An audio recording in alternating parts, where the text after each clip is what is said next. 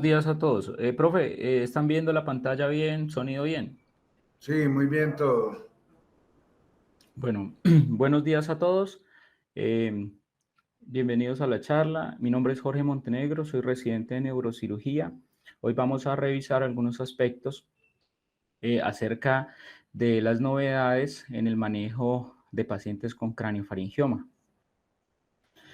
Entonces, dentro de la revisión que se va a realizar, aparte pues, de una introducción, una revisión acerca del diagnóstico y cómo sería el prospecto de estos pacientes a los cuales nos enfrentamos, dentro de los aspectos más puntuales de la charla, encontré algunas novedades en el manejo en relación al diagnóstico, otras innovaciones principalmente en el abordaje quirúrgico y en el tratamiento no quirúrgico, que pienso que sería el futuro de esta enfermedad.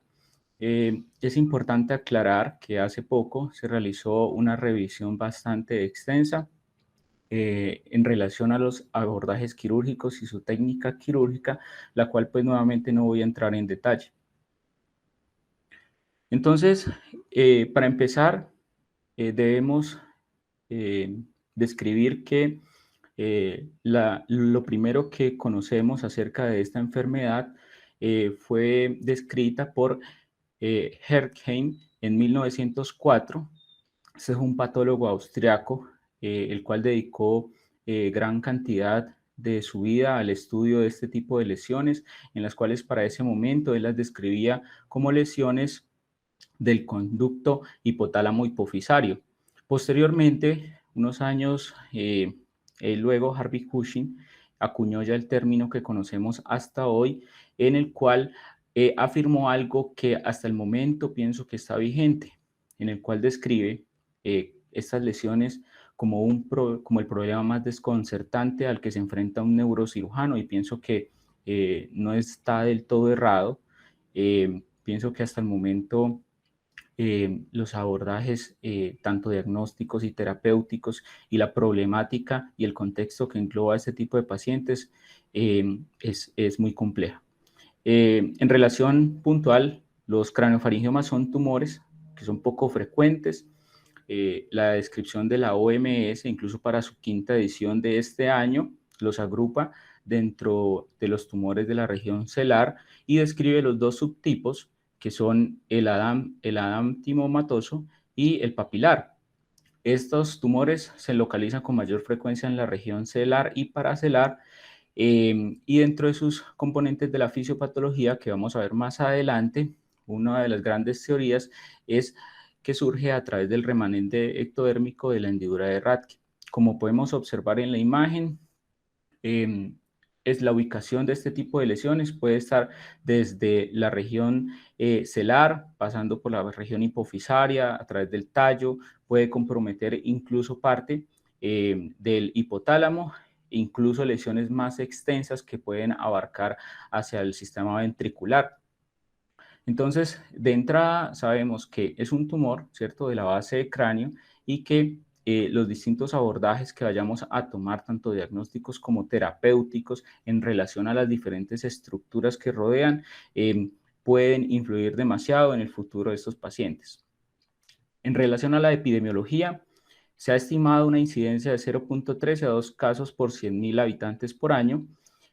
Este tipo de lesiones es reconocida en cualquier momento de la vida. Afecta con mayor frecuencia a la población pediátrica.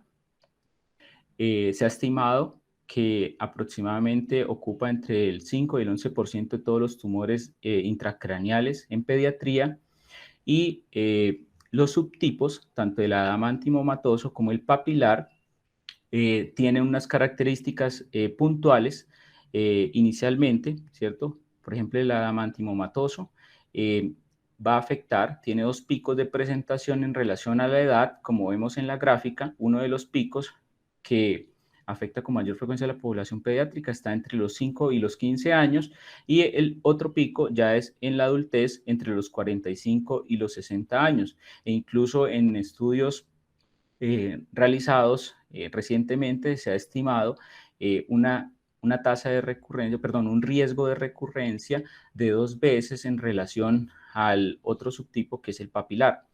La presentación en edad del papilar se ha estimado entre los 40 y los 55 años. Y en estudios poblacionales grandes se ha descrito que no tiene una predilección por el género, la raza o la ubicación geográfica.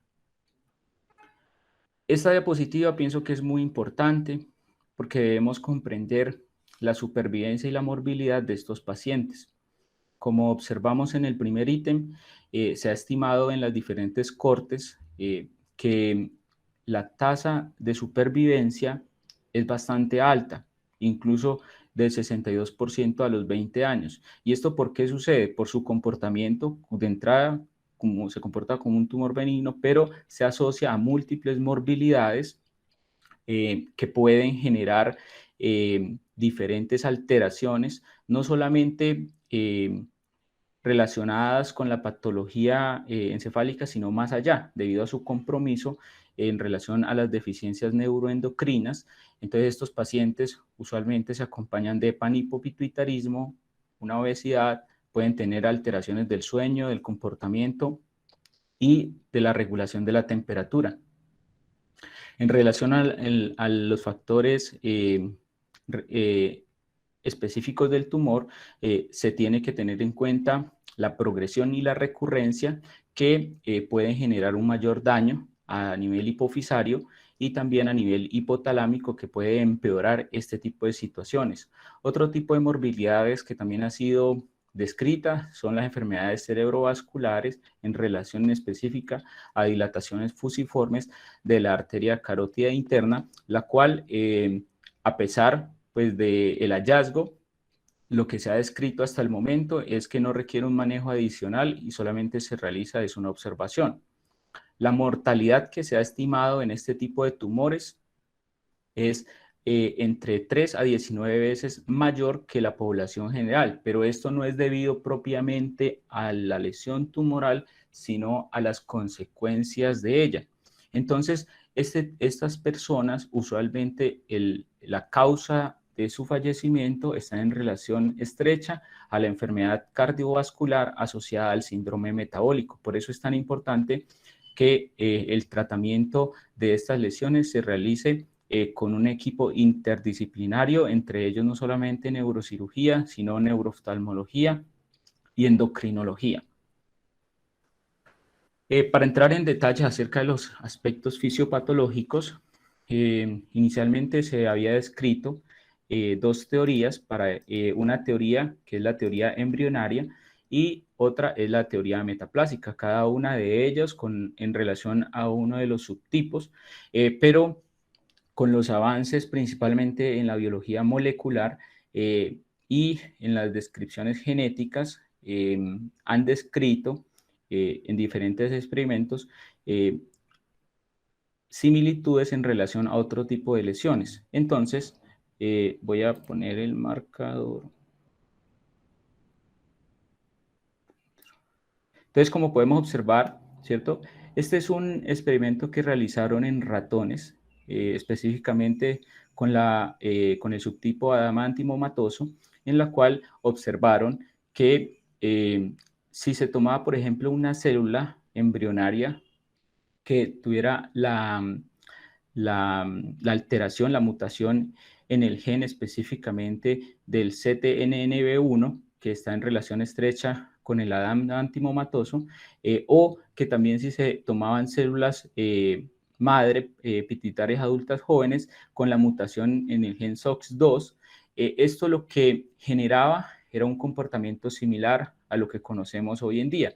Entonces, como primera medida, este tipo de alteraciones genéticas lo que hacía es aumentar la replicación de estas células, pero esto no solamente se quedaba allí, sino que estas células, aparte de que generaban estos cúmulos, comenzaban a secretar una serie de sustancias, las cuales para ese momento las identificaron como el fenotipo secretor asociado a la senescencia, que como podemos observar son múltiples moléculas que están estrechamente relacionadas no solamente con el proceso normal de la vida de las células, sino también que se han visto relacionadas con la patogénesis del cáncer.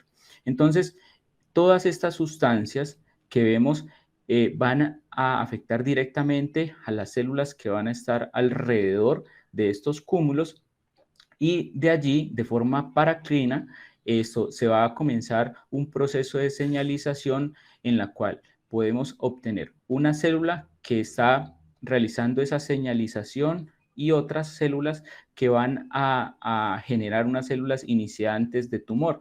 Entonces, es así como a nivel ya de los estudios en humanos podemos observar unos patrones que son similares a los vistos en la histopatología, en la cual hay unas prolongaciones, como lo podemos ver en estas imágenes, y eso se debe a la ubicación específica de las células que están realizando esta señalización que antes les había mencionado. Entonces, estas actividades relacionadas con la tumorigénesis, lo que van a estar estrechamente afectando es principalmente la transición epitelial mesenquimatosa, la proliferación de las células tumorales epiteliales, va también a generar una invasión del tumor, como en este tipo que se caracteriza principalmente por envolver las diferentes estructuras aledañas, y también la formación de quistes y la inflamación, claramente tratando de suprimir lo que es la vigilancia del sistema inmune.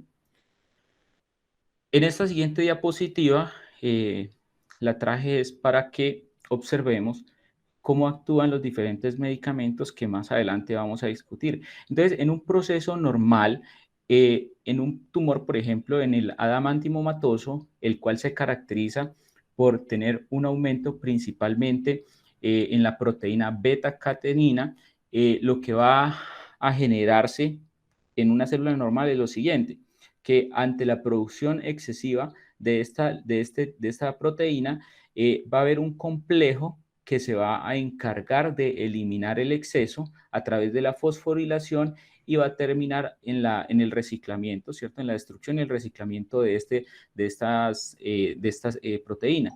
Sin embargo, cuando se ha identificado eh, este contexto que les había mencionado, lo que va a generar esta serie de sustancias en esas células es que ese complejo que se encarga de eliminar la beta-catenina va a estar inhibido. Entonces, de esa forma, la beta-catenina va a aumentar sus cantidades intracitoplasmáticas inicialmente, posteriormente van a aumentar la cantidad intranuclear, y esta beta-catenina aumentada en grandes cantidades se ha identificado como un cofactor específicamente de una serie de genes relacionadas con la proliferación celular y el cáncer.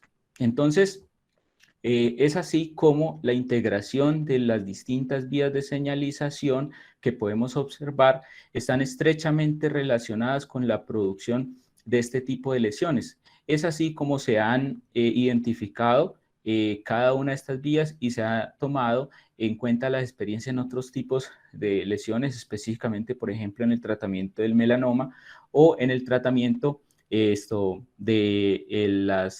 cáncer de pulmón de células pequeñas. Entonces, de aquí es de donde viene el origen del efecto que se ha venido estudiando en este tipo de lesión específicamente.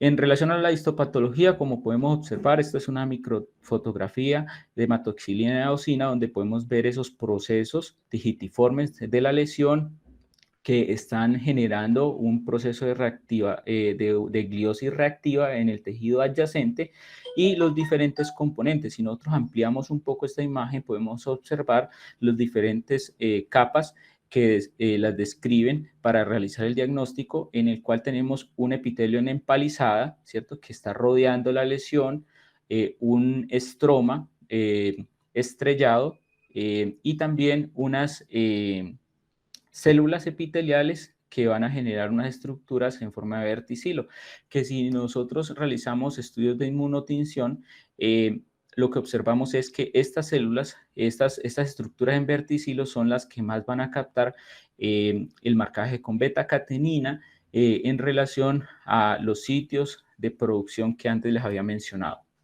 Entonces, ¿cómo va a ser la presentación clínica de estos pacientes? Lo típico y lo que se ha discutido es que el diagnóstico principalmente es tardío en la mayoría de ellos. Se ha determinado incluso que puede llegar hasta los 108 meses luego del inicio de los síntomas. Síntomas frecuentes que vamos a encontrar pueden estar en relación estrecha a la ubicación de la lesión. Entonces, por ejemplo, si tenemos una lesión que va a generar una compresión sobre el tercer ventrículo, generando una alteración en el flujo de líquido cefalorraquídeo, entonces el paciente puede manifestarse como hidrocefalia, como un síndrome de hipertensión endocránea hasta la mitad de los casos. Pero si la ubicación, por ejemplo, es hacia posterior, que es un poco más raro, asimismo por el compromiso de las estructuras adyacentes, puede manifestarse con ataxia, diplopia o hipoacusia. En relación a la función endocrina, pues también se va a ver alterada en la mayoría de los casos. Las dos hormonas que vamos a ver más alteradas es la hormona de crecimiento, entonces el paciente se va a manifestar con un síndrome de talla baja, y las gonadotropinas, casi en la mitad de los casos también se van a afectar, entonces vamos a encontrar un retraso en la maduración sexual. Según el compromiso que tenga, va a haber afectación del perfil hormonal adicional, entonces la TSH, la CTH, va a debutar incluso con síntomas de diabetes insípida, o si tiene compromiso hipotalámico, también puede estar desarrollando una obesidad hipotalámica, que es una de las afectaciones más importantes que tiene esta enfermedad. Los déficits visuales, según el sitio de la ubicación, que tenemos una estrecha relación con el quiasma óptico, entonces va a estar presente en la mayoría de los casos. A veces los niños rara vez son conscientes de los cambios en la visión, y cuando nosotros los captamos y estamos estudiando, a veces ya tienen un compromiso avanzado de su visión. Ellos pueden debutar con una hemianopsia bitemporal, como lo observamos, en su estrecha relación con el quiasma óptico. Entonces, es muy típico que, por ejemplo, nosotros sospechemos este tipo de lesiones principalmente en niños escolares que en su estudio han tenido un bajo rendimiento, en el cual simples preguntas como, por ejemplo, saber si han tenido que cambiar la ubicación de la silla, ¿cierto? Que antes él se sentaba atrás y ahora es adelante. Nos debe prender las alarmas para saber, bueno, qué es lo que está pasando. Puede ser que la visión en realidad se está afectando y no sea un problema simplemente óptico a nivel de refracción, sino que haya algo más en relación a, a este tipo de lesiones que pienso que deberían ser sospechadas. En relación a los hallazgos radiológicos, la ubicación es supracelar en la mayoría de los casos. Puede tener también un componente intracelar hasta en la cuarta parte de los pacientes, y aquellos que se ubican intracelar solamente es muy bajo la frecuencia de presentación, hasta menos del 5%. Otras ubicaciones más raras que han sido reportadas a nivel de la nasofaringe, la fosa posterior, e incluso pueden extender hasta la columna cervical. Entonces, los dos subtipos que tiene este tumor tienen unas características también radiológicas específicas. Por ejemplo, el adamantimomatoso es una lesión que la describen como con contornos lobulados, con múltiples quistes. Va a tener un componente sólido que es de menor tamaño, con una extensión hacia superior que va a ser grande, y esto que va a generar un envolvimiento, ¿cierto? O un recubrimiento de las estructuras adyacentes. Para esto se ha escrito incluso una regla del 90%, siendo el 90% sólido quístico, 90% se caracteriza por tener calcificaciones y el 90% por realzar con el medio de contraste.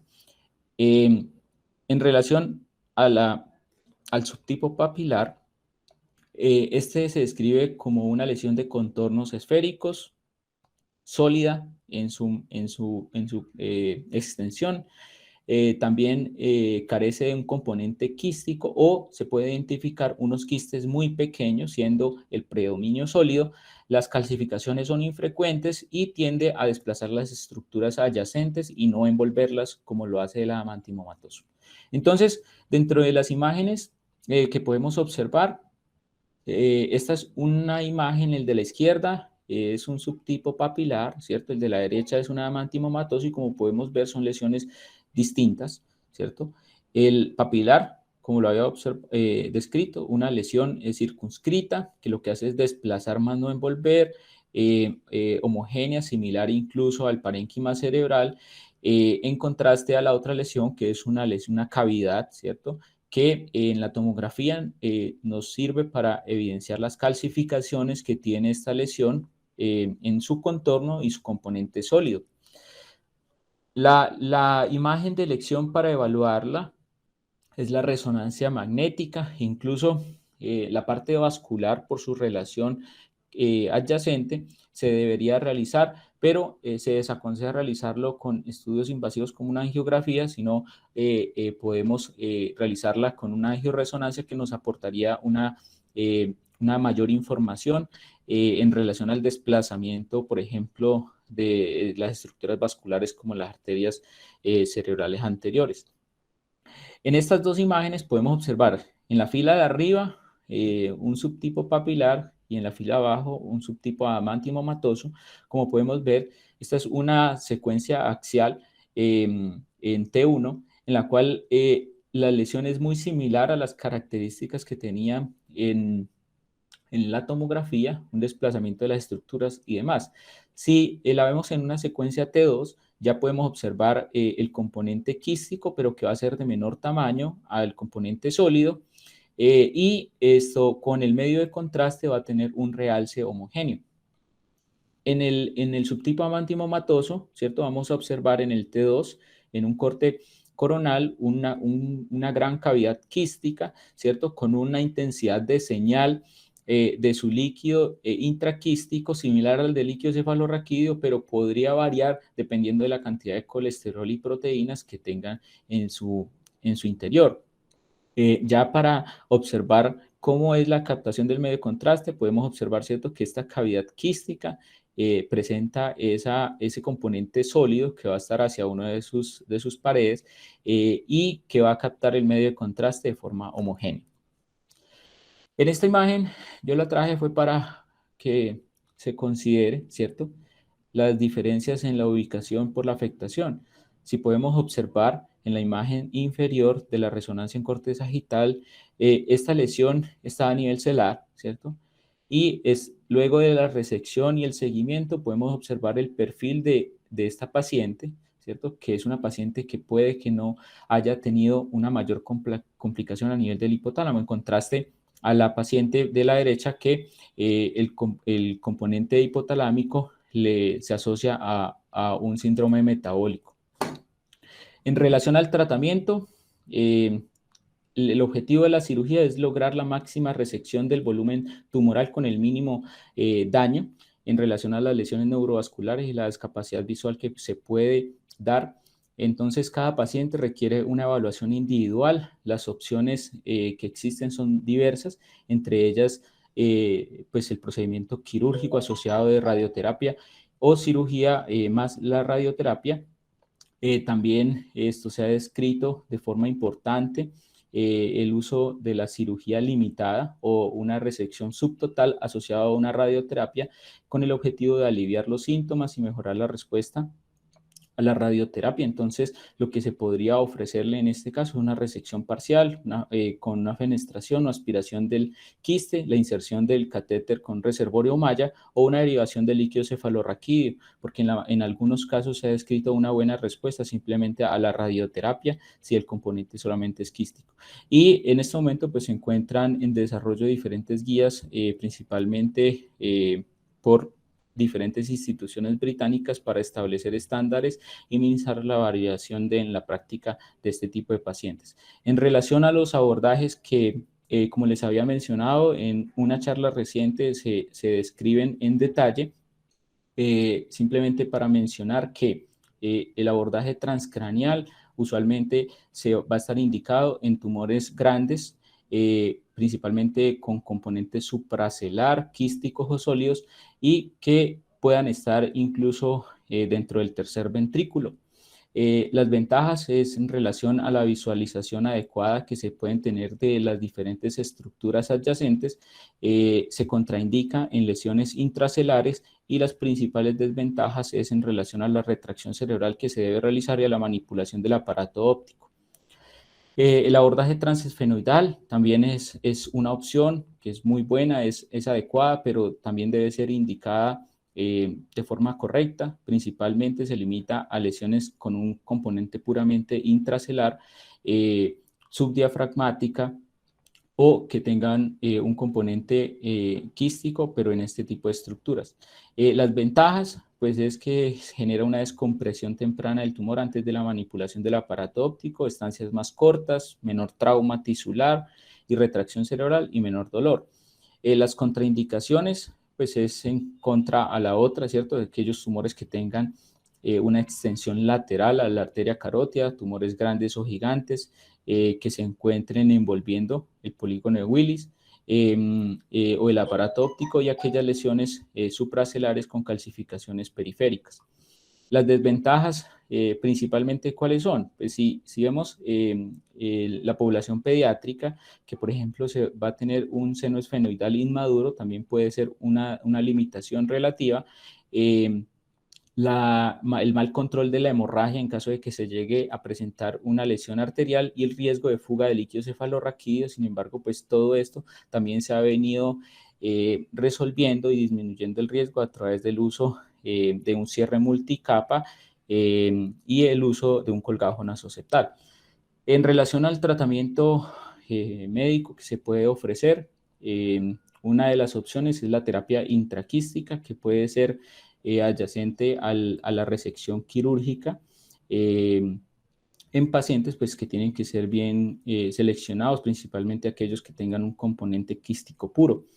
La idea pues, es insertar un catéter de Ommaya con el fin de descomprimir el componente quístico y realizar la administración de sustancias esclerosantes. Dentro de las más estudiadas y el que ha mostrado mayores efectos es el interferón alfa, que tiene un efecto esclerosante principalmente sobre las células que generan el líquido intraquístico. Otros que se han probado ha sido el litrium 90, el fósforo 32 y la bleomicina. Sin embargo, no se utilizan de forma rutinaria debido a la toxicidad que puede generar en caso de que esta sustancia escape de la cavidad intraquística. Por eso es necesario incluso realizar pruebas con el objetivo de verificar la permeabilidad de este catéter y que no se vaya a escapar este líquido hacia el sistema subaracnoideo. Entonces, otro tratamiento que se ha considerado ayudante es el uso de la radioterapia con fotones o protones, principalmente utilizado en recidiva y en recaída. Como todo esto ha estado avanzando, como más adelante los voy a presentar, principalmente es debido al compromiso de las estructuras adyacentes que son sensibles a este tipo de terapias. Beneficios que ha tenido es principalmente a nivel cognitivo con protones, debido a un menor compromiso cognitivo, siendo estos pacientes medidos con el coeficiente intelectual y teniendo unos puntajes mucho menores en afectación en contraste a la radioterapia convencional. La dosis usual que se recomienda es de 50 a 54 grays, y en este momento pues se han descrito diferentes estudios, pero hacen falta más con el objetivo de tener mayor claridad acerca de la utilidad, como más adelante les voy a mencionar. Entonces, en relación a las innovaciones que se han tenido en los métodos diagnósticos y la selección de pacientes, simplemente para describir que el diagnóstico histopatológico y molecular es muy importante. Incluso en la nueva edición de la clasificación de tumores de la OMS, muchos tumores se describen inicialmente como un tipo, pero que al realizar la inmunistoquímica y estudios de inmunogenética cambian totalmente debido al pronóstico en relación a esto. Entonces, por eso es tan importante que se continúe realizando. Para esto, ¿qué hay de nuevo? Y lo que de pronto encontré en la literatura es el hecho de que en este momento están desarrollando nuevas técnicas con el objetivo de obtener esta información con muestras de tejido mucho menores, de menor tamaño. Incluso se ha descrito la aplicación de diferentes filtros con el objetivo de que pues, se aproveche la mayor cantidad de tejido. A veces este tipo de lesiones pues, no van a ser tan grandes, pero es necesario que se llegue hasta un diagnóstico histopatológico. La biopsia del líquido cefalorraquídeo de sangre también es muy importante. Dentro de los avances que se han descrito, principalmente es porque se determinan biomarcadores, tanto en sangre como en líquido cefalorraquídeo, que incluyen hallazgos como células tumorales circundantes, ácidos nucleicos y exosomas, donde en estos estudios lo que se busca es determinar la existencia de las mutaciones como el BRAF B600E y el CTNNB1, que incluso su medición nos puede ayudar como un biomarcador que puede determinar la progresión o la respuesta a un tipo de tratamiento. Incluso hay unos documentos que describen la identificación de biomarcadores a nivel de la orina que pueden correlacionarse con el riesgo de recurrencia del craneofaringioma y determinar la respuesta a un tratamiento. La radiología y la radiómica también es algo que se ha venido desarrollando en relación a que esto puede generar la posibilidad de un diagnóstico diferencial radiológico más acertado, diferenciándolo, por ejemplo, de un adenoma hipofisario, de un quiste de la hendidura de Rathke o un meningioma. En esto lo que se busca es determinar ciertas características radiológicas que permitan determinar el tipo de tumor y el estado de la mutación. Como se los voy a mostrar en un estudio más adelante, se identificaron estas 5 variables, que es la ubicación del tumor supracelular, la forma esférica, el predominio de componente sólido, el realce homogéneo del medio de contraste y un tallo hipofisario engrosado con un alto valor diagnóstico para el subtipo papilar. Y esto, se han descrito para esto diferentes modelos que permiten incluso a través de una imagen ya llegar hasta un diagnóstico o una correlación casi que molecular. Y el otro de los hallazgos que me pareció interesante es el uso de la tractografía para identificar el tracto hipotálamo hipofisario, perdón, con el fin de comprender la anatomía quirúrgica y reducir la morbilidad posoperatoria, que como lo había mencionado antes, pienso que es uno de los pilares fundamentales con el objetivo de que estos pacientes tengan la menor cantidad de morbilidades posibles. Entonces, este es uno de los estudios, ¿cierto? Este es un estudio que analizó 55 pacientes, lo cual lo que hace es correlacionar como un gol estándar el diagnóstico histopatológico con una secuencia de PCR para detectar las diferentes mutaciones y los subtipos.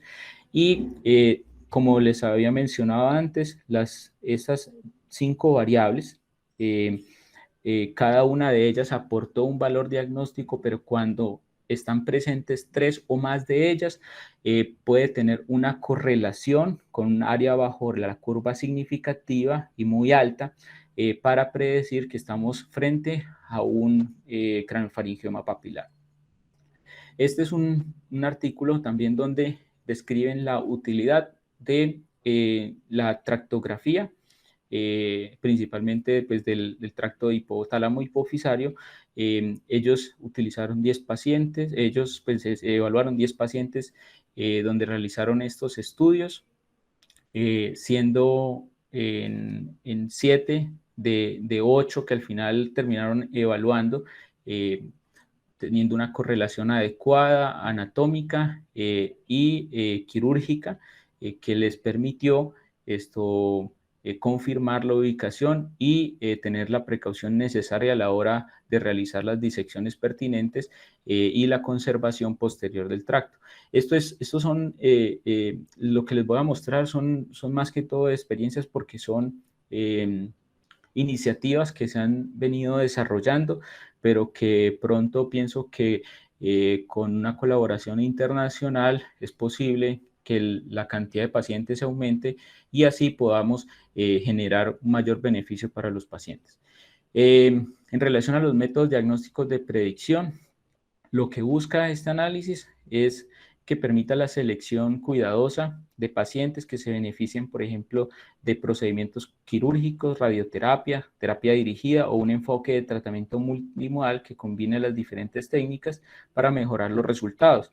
Entonces, dentro de las variables o marcadores pronósticos a nivel molecular se ha identificado el MIR 132 o la expresión aberrante de la beta-catenina membranosa con un resultado desfavorable. Como predictores de resultado visual, esto se han descrito la reducción preoperatoria del grosor de la capa de fibras nerviosas de la retina y el área de células ganglionares en la tomografía de coherencia óptica. Y esto también se ha descrito la deformidad por estiramiento del quiasma, que en relación a un peor desenlace del componente visual en contraste a la sola compresión. Otros predictores radiológicos en relación a la disfunción hipotalámica posoperatoria que nos podrían determinar una resección limitada o subtotal más que radical, podría ser que sea la ubicación del hipotálamo alrededor de la porción media del tumor, el tallo hipofisario amputado y la fórmula tumoral elíptica.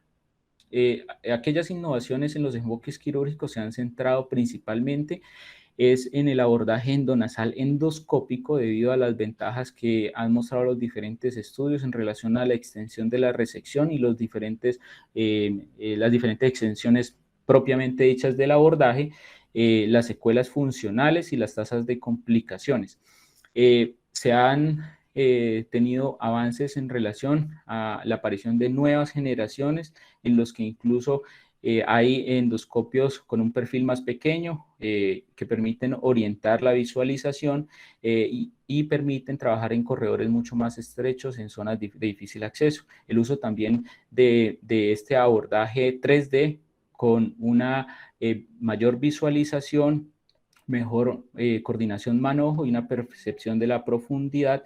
El uso también de la realidad virtual como una ayuda para los cirujanos en relación a la comprensión de la anatomía quirúrgica, y también se ha descrito el uso de cirugía asistida por robot en la cual hay soportes de brazo inteligente en la cual ayuda mucho con el objetivo de aumentar la precisión y disminuir los diferentes riesgos asociados a la técnica quirúrgica.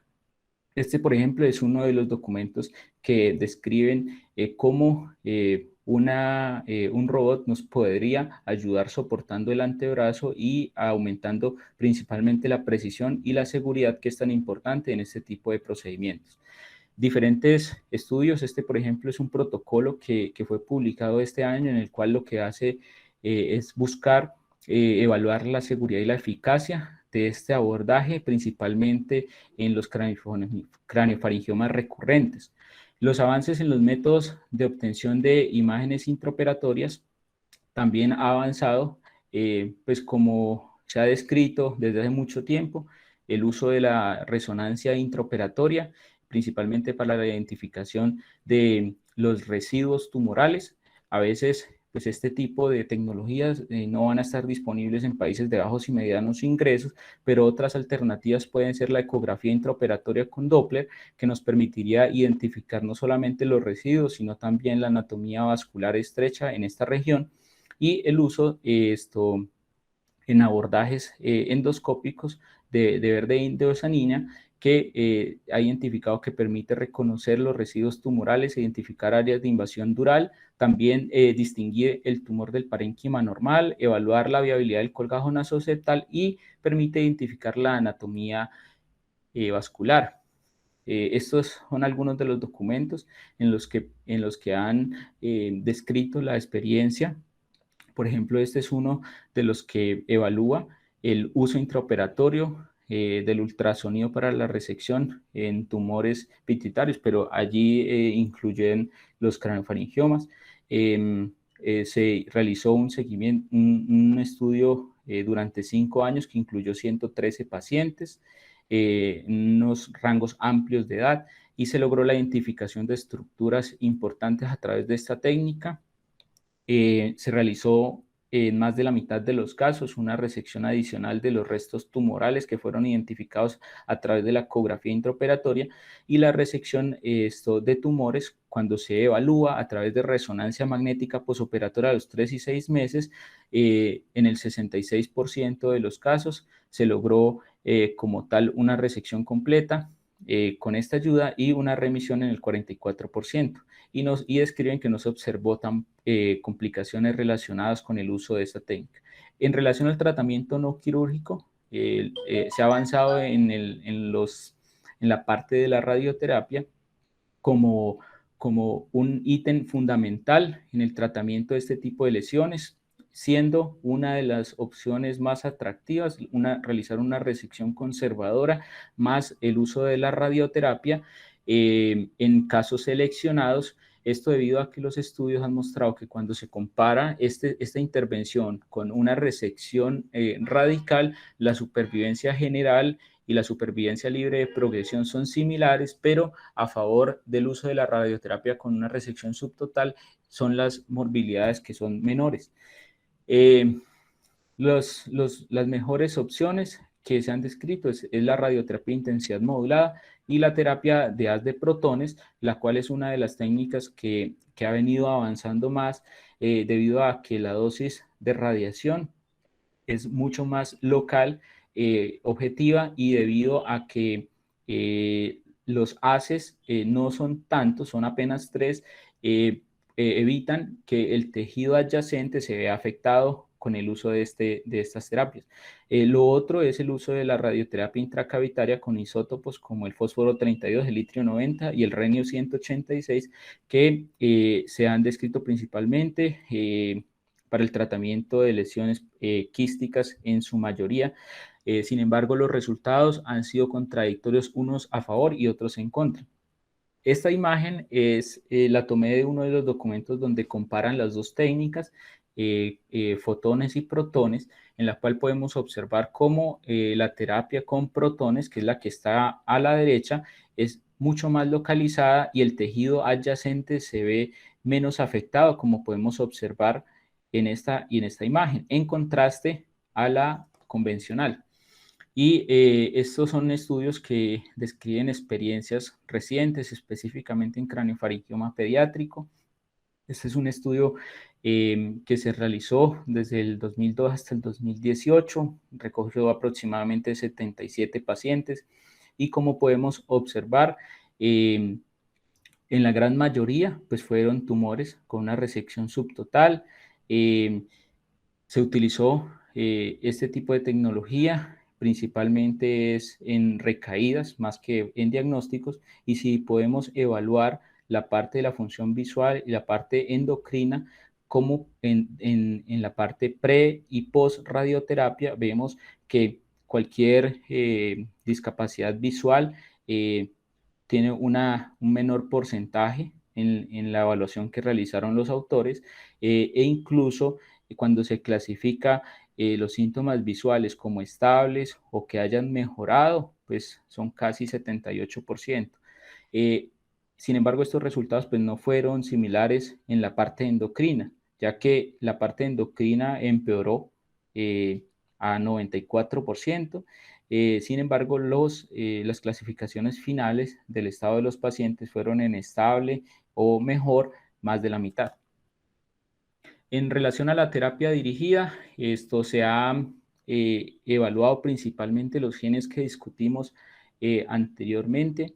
El que no ha salido bien librado en este caso es la variante que más nos interesa, el subtipo que más nos interesa, que es el amantimomatoso, que se relaciona con la mutación en el gen CNNB1, que codifica para la producción de la beta-catenina y que tiene una relación estrecha con la vía del WNT y el complejo del gen SHH.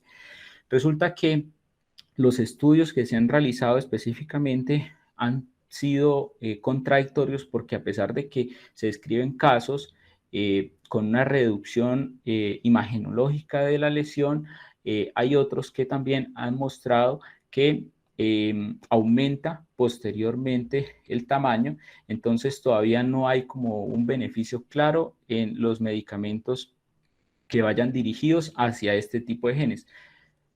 Contrariamente o en contraste al otro subtipo que es el papilar, los estudios sí han mostrado un beneficio, principalmente es con el uso específico del inhibidor del BRAF B600E, que es el Bemurafenib, principalmente utilizado en lesiones como melanoma y leucemia, y lo que ha obtenido es una buena respuesta hasta de 1 año, con el objetivo de disminuir principalmente el tamaño de la lesión.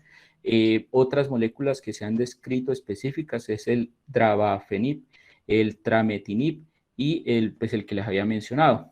Y en este momento lo que se está realizando es un estudio clínico aleatorizado que se espera que aproximadamente en estos próximos 5 años terminen de recolectar la muestra que han determinado para poder considerar unos beneficios que puedan ser aplicados en este momento.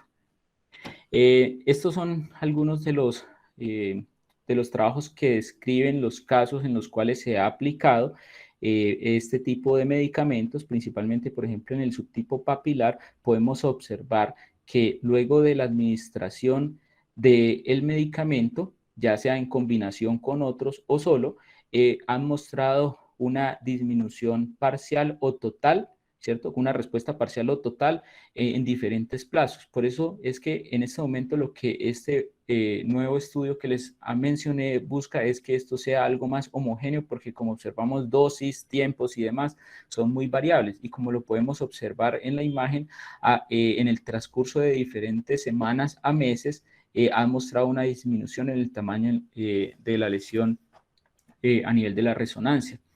Estas son algunas de las series que en el subtipo adamantium matoso han mostrado, pues que en realidad sí sirve, pero como les mencioné, es contradictorio.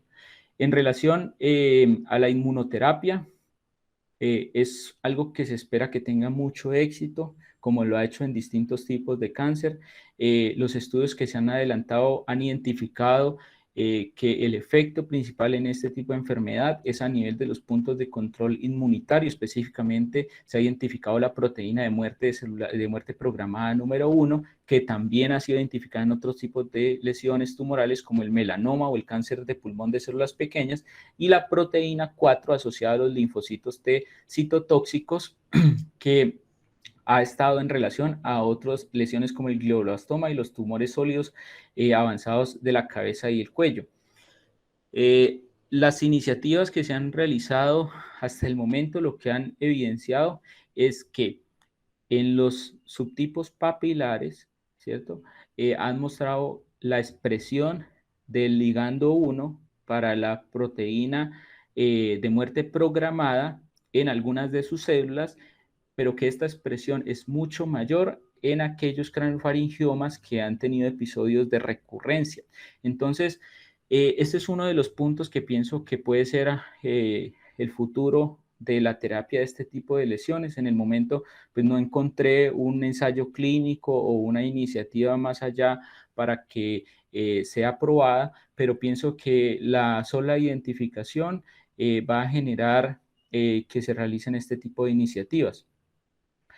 Para finalizar, pienso que a pesar de los avances médicos y tecnológicos modernos, el craneofaringioma sigue siendo un desafío con altas tasas de morbilidad quirúrgica y recurrencia que requiere un manejo integral por un equipo multidisciplinario. Que el craneofaringioma se encuentra en una revolución constante en el tratamiento y que incluye avances no solamente en la técnica quirúrgica, sino de las herramientas que lo acompañan, además de procesos de diagnóstico, tanto en imágenes como como séricos, como les había mencionado, y el tratamiento basado principalmente en una terapia dirigida. Pienso que son algunas cosas que podrían marcar eh, unas opciones mucho mejores para los pacientes que se han venido afectando y será cuestión de tiempo que podamos obtener unos mejores resultados. Les agradezco mucho por su atención. No sé si tengan algún comentario o pregunta. Gracias, Jorge. Muy buena la revisión. Yo quiero sí hacer un comentario, sobre todo para los médicos generales y los estudiantes que nos escuchan. El craneofaringioma es un tumor 100% benigno, pero es esos tumores que nos han enseñado que están en una localización maligna. Es un tumor muy difícil de resecar porque es un tumor que se pega a todas las estructuras adyacentes, la arteria cerebral anterior y el hipotálamo. Por lo tanto, la recomendación es que la primera cirugía es la verdadera oportunidad que tiene el paciente. Debe ser un cirujano con mucha experiencia y no puede experimentar con las técnicas novedosas como la cirugía endoscópica, a no ser que tenga mucha experiencia, porque hace que la primera cirugía no tenga una resección completa y eso va a afectar profundamente el pronóstico del paciente. Los pacientes con craneofaringioma, cuando no se logra una resección completa la primera vez, se operan 4 o 5 veces y esto termina deteriorando su función cognitiva y afecta al hipotálamo con las consecuencias graves que esto conlleva. Yo le quiero preguntar a Eduardo cómo le ha ido con el interferón, porque en la última revisión que yo hice sobre el interferón, no había ningún efecto, digamos, concluyente y me parece que, pues, que él lo ha usado mucho, entonces yo quiero saber su experiencia. Y otra pregunta que tengo, que no la he podido resolver, es, muchos craniofaringiomas tienen muchas calcificaciones y esas calcificaciones, como dije ahorita, son difíciles de resecar porque están adheridas a los tejidos cerebrales. Entonces, cuando uno saca el tumor, a veces quedan las calcificaciones. En este caso, podríamos hablar de una resección completa o no, porque a mí me queda duda si a través de esas calcificaciones vuelve a crecer el tumor. Pero antes de que Eduardo me conteste, le voy a dar la palabra al doctor Cadavid, que levantó la mano. Gracias, Jorge. Sí, señor. Muchas gracias, Ignacio. Bueno, estuvo muy buena la revisión, Jorge Hernán, especialmente por el hecho de mirar hacia el futuro.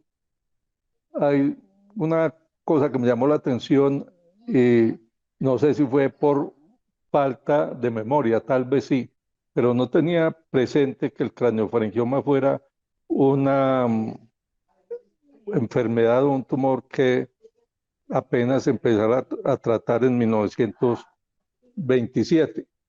Y las dificultades en el tratamiento, pues existen muchas, pero me habría gustado, bueno, de pronto algún día suceda que se analice qué le pasó, por ejemplo, a los 10 primeros craneofaringiomas o a los 10 primeros pacientes que llegaron con craneofaringioma al servicio, porque es posible que no se hayan operado algunos, porque la lesión era muy grande. Bueno, eso. Y segundo, se pueden apreciar cuál ha sido nuestra historia y cuál ha sido el desarrollo en el tratamiento del craneofaringioma. Cuando yo hice residencia, la única opción era el abordaje directo. En este momento ya hay muchas más cosas. La aplicación de agentes terapéuticos intraquísticos y el abordaje transesfenoidal. Y pienso, como ya mandé hace tal vez un día, un video muy sencillo de propaganda de los productos, pero hay que ver cómo el robot es capaz de pelar una uva, y me imaginaba yo lo mismo cuando se utilizara el Da Vinci o algún robot para operar un craneofaringioma, todo el daño que se va a poder evitar. Y lo otro es que como consecuencia de estos desarrollos, los residentes se van a entrenar, se van a entrenar en la utilización de estos métodos modernos de tratamiento quirúrgico y también la radiocirugía o la terapia con protones. Eso es lo que viene y seguramente van a disfrutar mucho y espero que en el Congreso Mundial tengan la oportunidad de reconocer esos avances y cuáles son los sitios donde se están haciendo los tratamientos más avanzados. De otra parte, no conozco en la historia de la neurocirugía colombiana, yo no recuerdo ningún trabajo en el que se evalúe cuál ha sido el resultado del tratamiento quirúrgico de los craneofaringiomas. No se sabe, es un tema bien interesante, bien interesante. Eso era todo lo que tenía que comentar. Muchas gracias por haberme dado la palabra. Doctor Cady, esto se llama Cátedra Cady para que lo recuerde. Doctor Eduardo, adelante. Hola, buenos días. Eh, bueno, hablando de craniofaringioma, así como dijo Jorge, realmente él es un tumor difícil, es un tumor frustrante. Las estadísticas hablan que inclusive en resecciones totales se tienen recaídas del 60%, entre el 50 y el 60%, o sea que la mitad de los que están bien operados recaen. Eso significa que se necesitan muchas alternativas, porque esa es otra razón, otra cosa, y es que los estudios han mostrado que después de la tercera cirugía, la mortalidad se dispara casi en un 80%. Entonces, se necesitan estrategias que permitan que esos eventos quirúrgicos que se tengan que hacer por obligación se puedan ir prolongando para no ir disminuyendo la cantidad de opciones que tienen. Una de esas grandes opciones y buenas opciones que tenemos ahora es la parte endoscópica, porque la parte endoscópica permite hacer múltiples abordajes por el mismo sitio, sin tener tanto riesgo como se hace el transcraneano por la fibrosis, las adherencias y todo eso. Eso fue un gran adelanto en cuanto a la parte de las recaídas. Pero en la parte farmacológica sí termina siendo muy decepcionante porque pues de todo lo que se ha intentado, el único que ha tenido unos resultados equivalentes a lo que se lograría con la cirugía, más no superiores, es el interferón alfa. El interferón alfa logra control del tumor o recaída tumoral o espaciar la recaída tumoral más o menos en la misma cantidad de tiempo que lo que logra la cirugía. Pero necesita una característica muy especial y es la ventaja que tiene el craniofaringioma en niños, y es que debe ser absolutamente quístico. Si tenemos un craniofaringioma que debuta quístico, la opción del interferón es exactamente igual de buena que la de la cirugía. Mientras que el que debuta sólido quístico o sólido no es una tan buena opción y termina siendo la cirugía una muy buena opción. En general, los estudios grandes que se han hecho multicéntricos han recolectado 140, 170 pacientes con el interferón intraquístico. Como les digo, el resultado ha sido equivalente a la cirugía, o sea que logra control tumoral en el tiempo más o menos esperado, que es de 2 a 4 años. No tiene problema en repetirse la cantidad de ciclos que se necesiten. En los estudios hay publicados 9 ciclos, 14 ciclos. Y como la aplicación del interferón es ambulatoria, entonces no afecta mucho la calidad de vida del paciente. Y si se extravasa, tampoco tiene problemas grandes con la extravasación, aparte de una sensación de gripa que le da al niño, de astenia, dinamia, que pasa fácilmente al primer o segundo día después de la aplicación. Entonces, si comparamos el riesgo-beneficio de la cirugía con respecto al interferón, hablando del craniofaringioma quístico en niños, pues el interferón termina siendo una opción muy buena para cumplir ese objetivo, y es el objetivo de que se vuelva un tumor crónico. Y la búsqueda de ese tumor crónico es que logremos pasar de la adolescencia y lleguemos casi a la adultez. ¿Por qué? Porque el craniofaringioma en la adultez deja de crecer. Entonces el objetivo trazado realmente ahora con nosotros, con el craniofaringioma, nosotros los neurocirujanos pediátricos, es llevar ese tumor a la adultez para que deje de crecer solo. Entonces todas estas estrategias de la cirugía, el interferón y la radioterapia, que yo siempre la dejo de última cuando ya se me volvió un problema el craniofaringioma, es llevarlo precisamente a la adultez para que deje de crecer.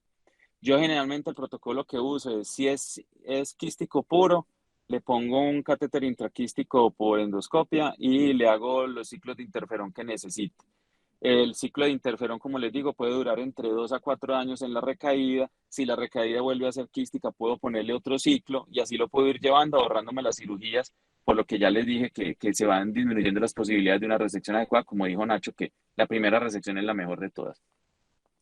Si las recaídas empiezan a ser mucho más frecuentes, o sea que no alcanzo a llegar a los 2 años, entonces empezamos a buscar otras estrategias, que sería, por ejemplo, la cirugía más interferón.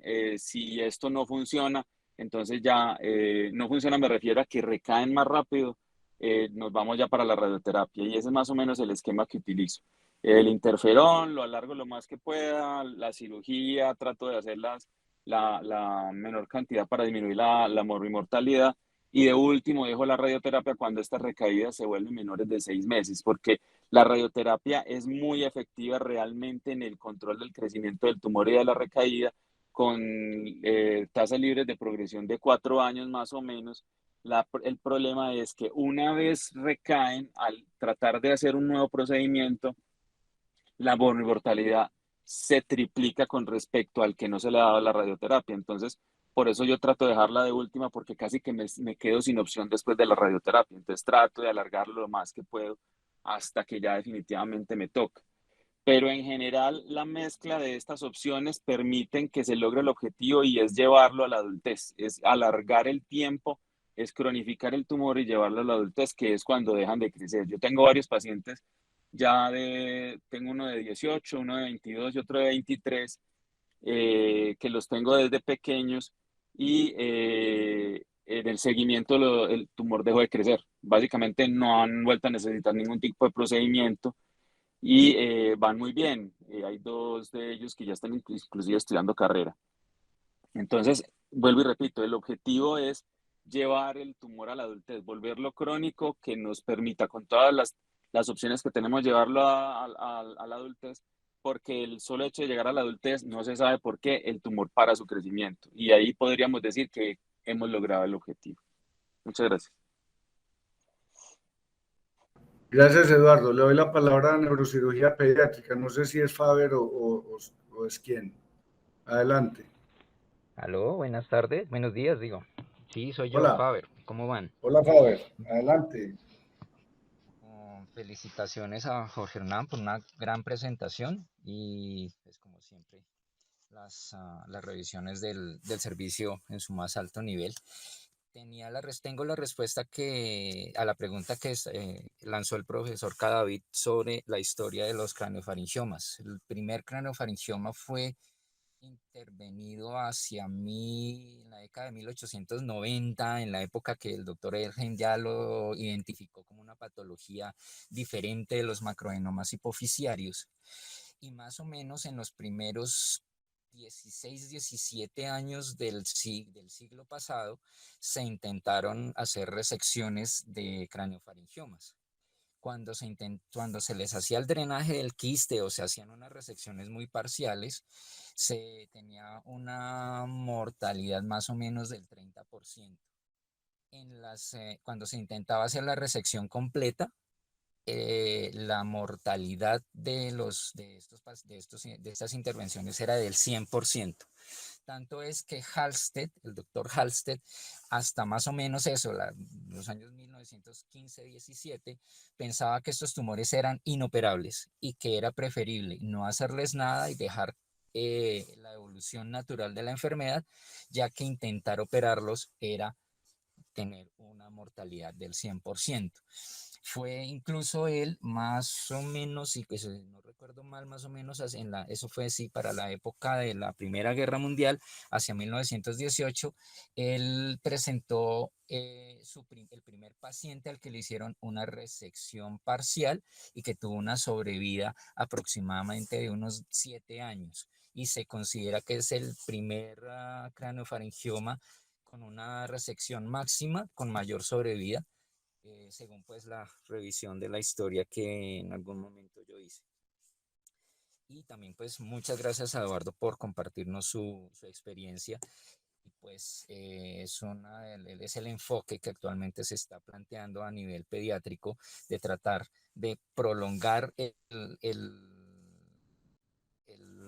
mantenimiento o la estabilización de la lesión lo más posible para evitar pues todo el compromiso que puede tener en cuanto al compromiso hormonal, el compromiso visual, el compromiso cognitivo, el compromiso de crecimiento que se puede presentar en estos pacientes. Muchas gracias. Gracias, Faber, muy amable. El doctor Zorro, adelante. Buenos días, doctores. No, muy buena la charla, muy buenos los comentarios de todos, del doctor Cortés. Muchas gracias por compartir la experiencia. Pues lo que yo he visto en los craneofaringiomas, los hemos operado de todas las formas, quirúrgicamente, resecciones totales. El temor que uno tiene cuando hace resecciones totales, que era lo que yo hacía cuando era más joven, era que la morbilidad y la mortalidad era muy alta y era inaceptable. O sea, uno leía los artículos del doctor Yazargil de 141 craniofaringiomas, resecciones totales y con una morbilidad y una mortalidad muy baja, pero al, al plasmar esas cirugías con lo que nosotros hacíamos, nuestra morbilidad y mortalidad era muy alta. Bajamos y tratamos de hacer resecciones subtotales. Lo que vemos son las recidivas. Luego, la experiencia con utilizando drogas intraquísticas, nos ha ido bien con el interferón. Hemos tenido pacientes bastante con evoluciones muy buenas. Vi en Estados Unidos al doctor Conciolca aplicar fósforo radiactivo y él tiene un seguimiento a 20 años muy, muy interesante para los craniofaringiomas quísticos. Una experiencia personal que se la comparto al grupo. Utilizamos en un paciente de manera, no había forma de aplicarle interferón, utilizamos bleomicina.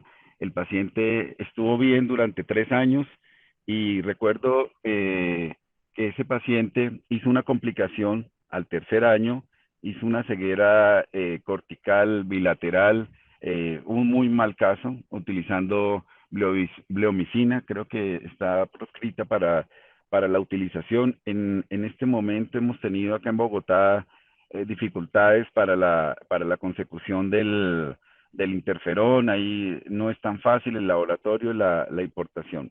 Eso en cuanto a los elementos farmacológicos intraquísticos.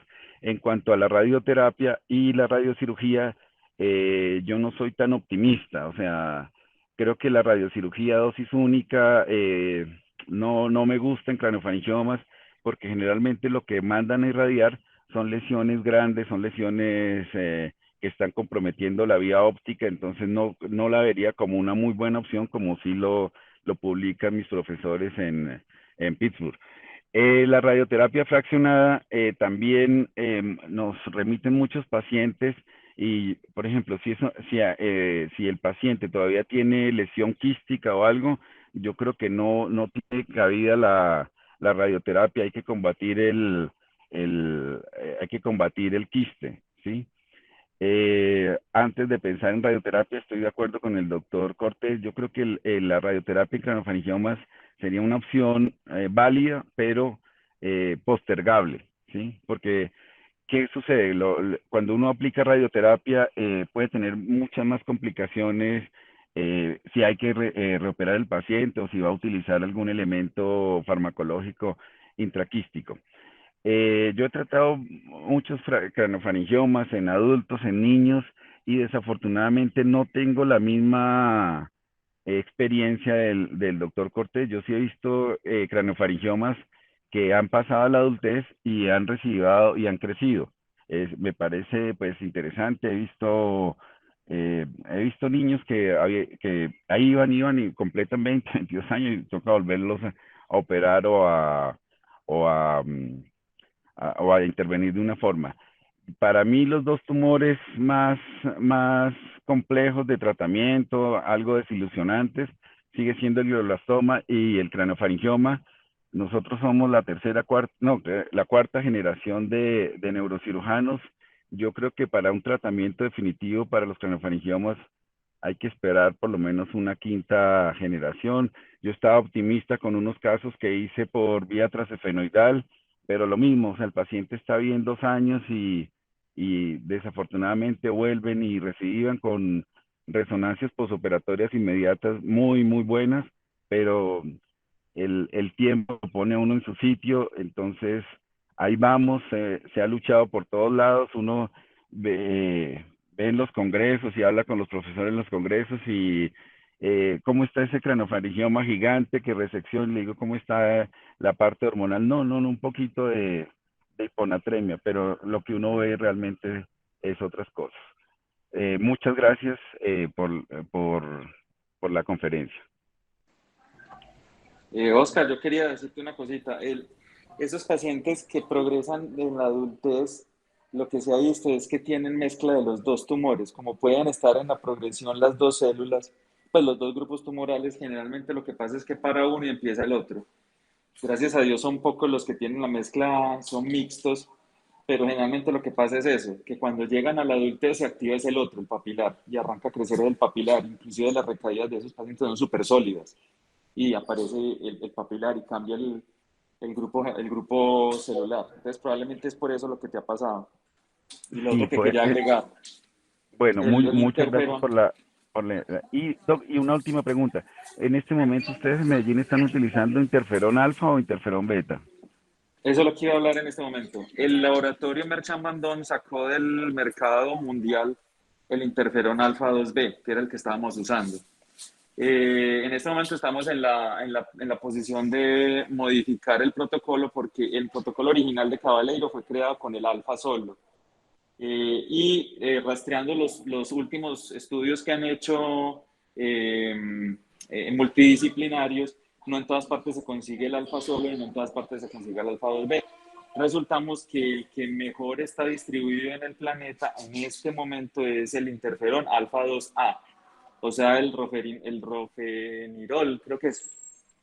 Ese es el que vamos a empezar a conseguir, si se consigue, y vamos a seguírselo poniendo a los niños con la modificación, porque sigue siendo la molécula alfa, que es la que realmente funciona. Puede ser alfa 2B o alfa 2A o alfa 2A.